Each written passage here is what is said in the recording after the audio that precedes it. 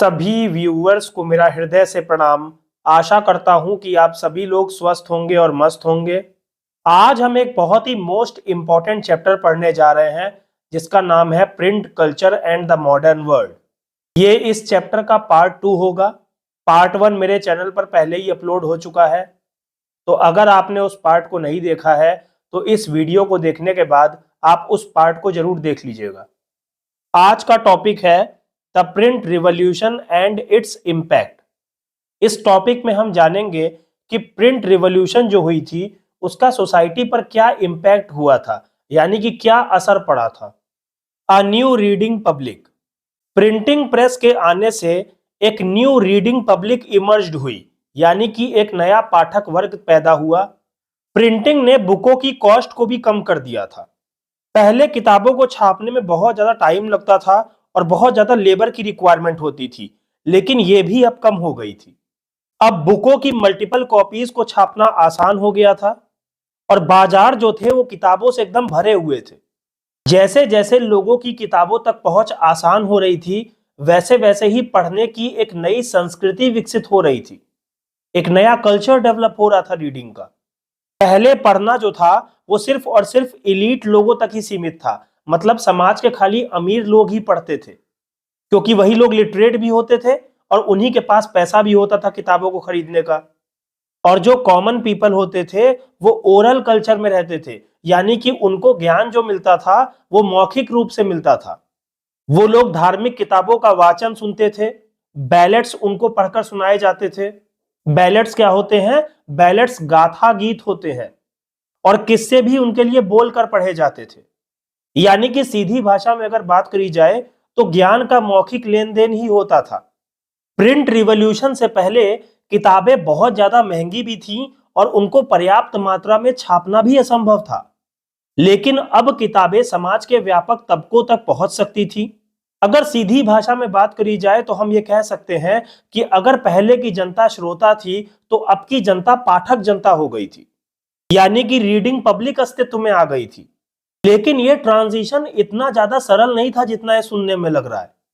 किताबों के साथ भी कुछ समस्याएं थी, जैसे किताबें सिर्फ पढ़े लिखे लोग ही पढ़ सकते थे और यूरोप के अधिकांश देशों में 20वीं सदी तक साक्षरता की दर बहुत ज्यादा सीमित थी।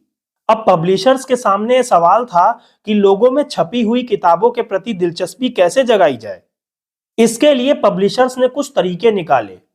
उन्होंने लोकगीत और लोक कथाएं छापनी शुरू कर दी और ऐसी किताबों में बहुत सारी पिक्चर्स डाल दी गई थी ताकि अगर इलिटरेट लोग भी उनको पाएं तो वो उनको देख देख करके भी समझ सके। इन किताबों को विलेज गैदरिंग्स में और टैवर्न्स में गाया या सुनाया जाता था। टैवर्न्स क्या होते हैं?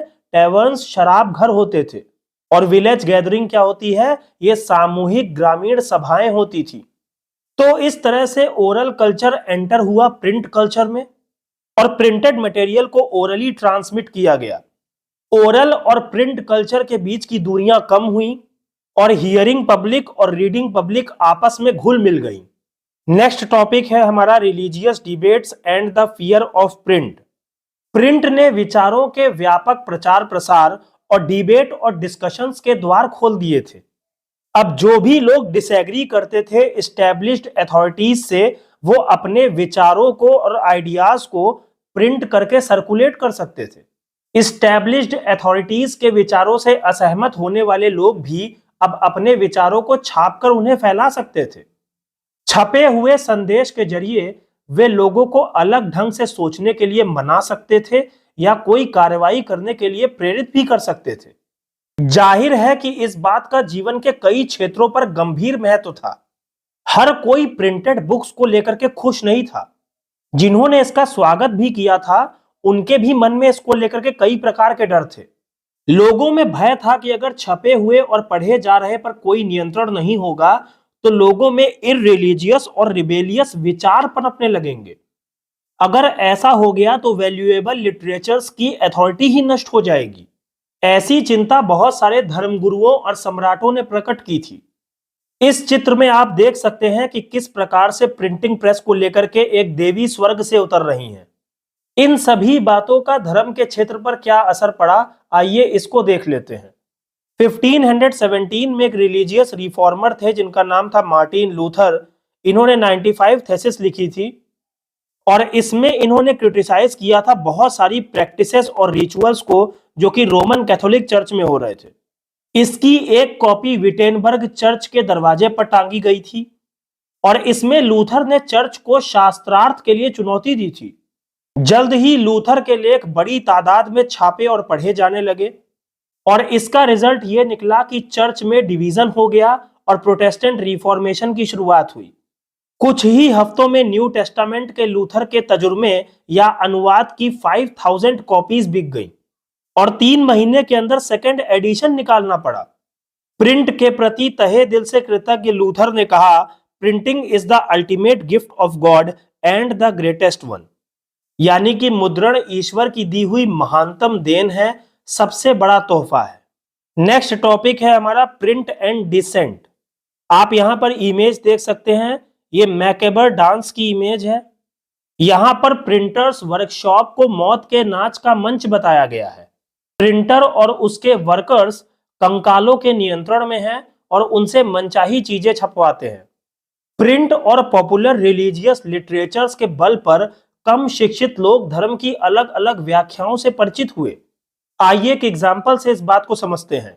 16वीं सेंचुरी इटली के एक किसान मेनोकियो ने अपने इलाके में उपलब्ध किताबों को पढ़ना शुरू कर दिया था और उन किताबों के आधार पर उसने बाइबल के नए अर्थ लगाने शुरू कर दिए थे और उसने ईश्वर और सृष्टि के बारे में ऐसे विचार बनाए कि रोमन कैथोलिक चर्च उससे नाराज हो गया। ऐसे धर्म विरोधी विचारों को दबाने के लिए रोमन चर्च ने जब इंक्विजिशन शुरू किया तो मेनोकियो को 2 बार पकड़ा गया और आखिरकार उसे मौत की सजा दे दी गई। इंक्विजिशन क्या होता है? यह धर्मद्रोहियों को दुरुस्त करने वाली संस्था होती थी, एक तरह से धर्म अदालत होती थी। अब उस समय कोई सेंसरशिप तो थी नहीं, तो कोई भी इंसान कुछ भी छाप सकता था और धर्म पर उठाए जा रहे ऐसे सवालों से परेशान रोमन चर्च ने प्रकाशकों और पुस्तक विक्रेताओं पर कई तरह की पाबंदियां लगाई और 1558 ईस्वी से प्रोहिबिटेड बुक्स की एक सूची रखने लगे। एक इंडेक्स बनाया गया था प्रोहिबिटेड बुक्स का 1558 में। किसके द्वारा? रोमन चर्च के द्वारा, ताकि इस तरह की धर्म विरोधी कंटेंट को रोका जा सके। इरास्मस एक लैटिन स्कॉलर थे और कैथोलिक रिफॉर्मर भी थे। इन्होंने कैथोलिक धर्म की जातियों की आलोचना करी थी, लेकिन ये लूथर से भी एक दूरी बना करके रखते थे। प्रिंट को लेकर के बहुत ज्यादा आशंकित थे और इन्होंने किताबों की तुलना भिनभिनाती मक्खियों से की है जो दुनिया के हर कोने में पहुंच जाती हैं। नेक्स्ट हेडिंग है हमारी the reading mania. Reading mania क्या होता है? यह पढ़ने का जुनून होता है और कैसे पूरे यूरोप में पढ़ने का जुनून बढ़ता जा रहा था, यही हमको इस टॉपिक में पढ़ना है। पूरे 17वीं और 18वीं सेंचुरी के दौरान यूरोप के ज्यादातर हिस्सों में लिटरेसी रेट बढ़ रहा था। चर्च के अलग अलग संप्रदायों ने गांव में स्कूल स्थापित किए थे और किसानों और कारीगरों को शिक्षित करने लगे थे। 18वीं सेंचुरी के अंत तक यूरोप के कुछ हिस्सों में तो साक्षरता दर 60 to 80% तक पहुंच गई थी। जैसे जैसे यूरोप में लिटरेसी रेट बढ़ रही थी और स्कूलों का प्रसार हो रहा था, वैसे वैसे ही लोगों में पढ़ने का जुनून पैदा हो गया था। अब लोगों को किताबें चाहिए थी, इसीलिए प्रिंटर्स ज्यादा से ज्यादा किताबें छापने लगे थे। अब ये जो पढ़ने वाली नई ऑडियंस थी, इसको तरह तरह की किताबें भी चाहिए थी, इसीलिए अलग अलग तरीके की किताबें छापी गई। बुक सेलर्स ने गांव गांव जाकर छोटी छोटी किताबें बेचने वाले पैडलर्स को काम पर लगाया। ये पैडलर्स कौन होते थे? ये पैडलर्स फेरी वाले होते थे। बुक सेलर्स ने एल्मेनेक्स छापे। एल्मेनेक्स क्या होते हैं? ये पंचांग होते हैं, यानी कि एस्ट्रोनॉमिकल डेटा के एनुअल पब्लिकेशन होते हैं। इंग्लैंड में पेनी चैप बुक्स या एक पैसिया किताबें बेचने वालों को चैपमैन कहा जाता था। अब ये पेनी चैप बुक्स क्या होती थी? ये पॉकेट साइज बुक होती थी, बहुत ही छोटे आकार वाली बुकें होती थी और ये बहुत सस्ती मिलती थी। एक पैसिया कहा गया है, यानी कि पेनी चैप बुक्स। पेनी माने होता है पैसा, और इन किताबों को गरीब लोग भी खरीद कर पढ़ सकते थे। ऐसे ही फ्रांस में भी एक किताब थी जिसका नाम था बिलियोथिक ब्लू। ये सस्ते कागजों पर छपी होती थी और इनका कवर नीले रंग का होता था। 18th सेंचुरी के आरंभ से पत्रिकाओं का प्रकाशन शुरू हुआ, जिसमें करंट अफेयर्स के साथ साथ इंटरटेनमेंट की खबरें भी रहती थी। न्यूज़पेपर में वॉर और ट्रेड के अलावा दूर देशों की खबरें भी होती थी। इसी तरह से साइंटिस्ट और फिलोसोफर्स के जो आइडियाज थे वो भी आम जनता की पहुंच के बाहर नहीं थे। एंशियंट और मेडिवियल साइंटिफिक टेक्स्ट जो था उसको कंपाइल करके पब्लिश भी किया गया था, और इसके साथ मैप और साइंटिफिक डायग्राम्स भी प्रिंट किए गए थे। बहुत सारे साइंटिस्ट भी अपने वर्क को पब्लिश कर रहे थे, जैसे आइजैक न्यूटन ने भी अपने आविष्कारों को पब्लिश किया, और उनकी इस पब्लिकेशन ने साइंटिफिकली माइंडेड रीडर्स को अपने साथ जोड़ा। थॉमस पेन, वॉल्टेयर और जीन जैक्स रूसो के आइडियाज भी अब लोग पढ़ने लगे थे। तो आप देख सकते हैं कि ideas about science, reason and rationality ने कैसे अपनी जगह बना ली है पॉपुलर लिटरेचर में। नेक्स्ट हेडिंग है हमारी tremble therefore tyrants of the world, यानी कि दुनिया के जालिमों अब हिलोगे तुम। मिड 18th सेंचुरी तक यह आम विश्वास बन चुका था कि किताबों के जरिए प्रगति और ज्ञानोदय होता है। कई सारे लोगों का यह मानना था कि किताबें दुनिया बदल सकती हैं और वे डेस्पोटिज्म और टायरनी से समाज को मुक्ति दिलाकर ऐसा दौर लाएंगी जब विवेक और बुद्धि का राज होगा। डेस्पोटिज्म क्या होता है? Despotism absolute power of one person होती है, जैसे कि राजतंत्र में होता है राजा। 18th सेंचुरी में फ्रांस के एक उपन्यासकार थे जिनका नाम था लुई सेबेस्तिये मर्सिये। ये डेस्पोटिज्म को बिल्कुल पसंद नहीं करते थे, और इन्होंने एक स्टेटमेंट दिया है जो बहुत ज्यादा इंपॉर्टेंट है। इन्होंने डिक्लेयर किया था कि the printing press is the most powerful engine of progress and public opinion is the force that will sweep despotism away. यानी कि छापाखाना प्रगति का सबसे ताकतवर औजार है, इससे बन रही जनमत की आंधी में निरंकुशवाद उड़ जाएगा, ऐसा इनका मानना था। मर्सिये एनलाइटनमेंट को लाने और डेस्पोटिज्म के आधार को नष्ट करने में प्रिंट की भूमिका के बारे में बहुत ज्यादा आश्वस्त थे, और उन्होंने एक स्टेटमेंट और दिया है जिसमें वो कहते हैं tremble therefore tyrants of the world, tremble before the virtual writer. यानी कि हे निरंकुशवादी शासकों, अब तुम्हारे कांपने का वक्त आ गया है। आभासी लेखक की कलम के जोर के आगे तुम हिल उठोगे। वो ये कहना चाहते थे कि अब कोई भी वर्चुअल राइटर डेस्पोटिज्म की सत्ता को चुनौती देगा, और जो वो लेख लिखेगा उससे जनता के अंदर जागृति आएगी और जनता क्रांति करेगी और डेस्पोटिज्म को नष्ट कर देगी। नेक्स्ट टॉपिक है हमारा print culture and the French revolution. ये बहुत ज्यादा इंपॉर्टेंट है और यहीं से क्वेश्चन भी बनता है। आइए इस टॉपिक को समझते हैं। कई इतिहासकारों का मानना है कि प्रिंट कल्चर ने फ्रेंच रिवॉल्यूशन के लिए अनुकूल परिस्थितियां रची थी। इसके पीछे उन्होंने 3 तर्क दिए हैं। फर्स्ट आर्ग्यूमेंट है print popularised the ideas of the enlightenment thinkers, यानी कि छपाई के चलते ज्ञानोदय के चिंतकों के विचारों का प्रसार हुआ। आप खुद सोचिए कि अगर प्रिंटिंग की टेक्नोलॉजी ना होती तो इतने ज्यादा लोगों तक ये बातें पहुंच पाती? पॉसिबल ही नहीं था। इन थिंकर्स ने परंपरा, अंधविश्वास और निरंकुशवाद की आलोचना पेश की। उन्होंने रीति रिवाजों की जगह विवेक के शासन पर बल दिया। वॉल्टेयर और रूसो के लेखन का व्यापक पाठक वर्ग था, और उनके पाठक एक नए आलोचनात्मक, सवालिया और तार्किक नजरिए से दुनिया को देखने लगे थे। हर कोई तर्क की बात कर रहा था, रीजन की बात कर रहा था। अब लोग पुरानी बातों को नहीं मान रहे थे। सेकंड आर्ग्यूमेंट है print created a new culture of dialogue and debate, यानी कि छपाई ने वाद विवाद संवाद की नई संस्कृति को जन्म दिया था। सारे पुराने मूल्य, संस्थाओं और कायदों पर आम जनता के बीच में डिबेट शुरू हो गई थी और उनके री इवेल्युएशन का सिलसिला शुरू हो गया था। ये नई पब्लिक पावर ऑफ रीजन से परिचित थी और ये धर्म और आस्था को प्रश्नांकित करने का मोल समझ चुकी थी, यानी कि ये क्वेश्चंस करने लगे थे। इस तरह बनी सार्वजनिक दुनिया से सोशल रिवॉल्यूशन के नए विचारों का सूत्रपात हुआ था। अब लोग रिवॉल्यूशन करने लगे थे।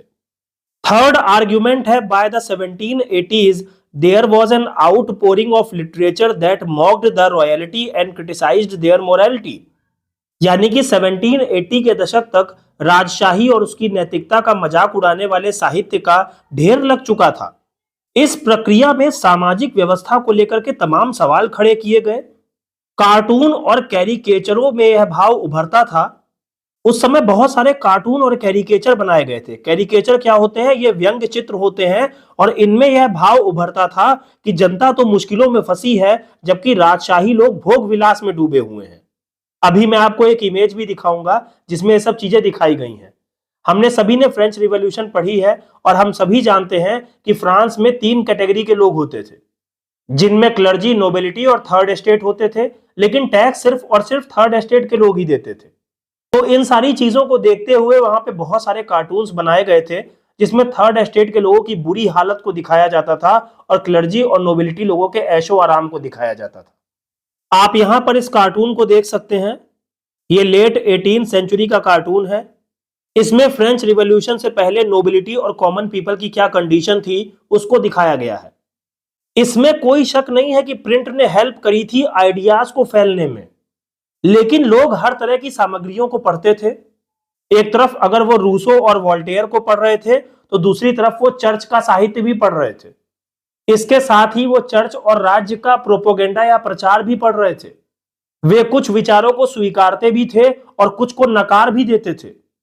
ये लोगों पर टोटली डिपेंड था कि उनको किसके विचार पसंद आ रहे हैं। इस तरह से हम कह सकते हैं कि प्रिंट ने लोगों में अलग ढंग से सोचने की संभावनाएं जरूर खोली थी। तो ये था हमारा print culture and the modern world chapter का पार्ट 2। उम्मीद करता हूं कि जितनी भी बातें मैंने आपको इस वीडियो में समझाई हैं वो सारी की सारी आपको समझ में आ गई होंगी। अगर आपको ये वीडियो पसंद आता है तो इस वीडियो को लाइक जरूर करिएगा और इस वीडियो को अपने दोस्तों के साथ शेयर भी करिएगा।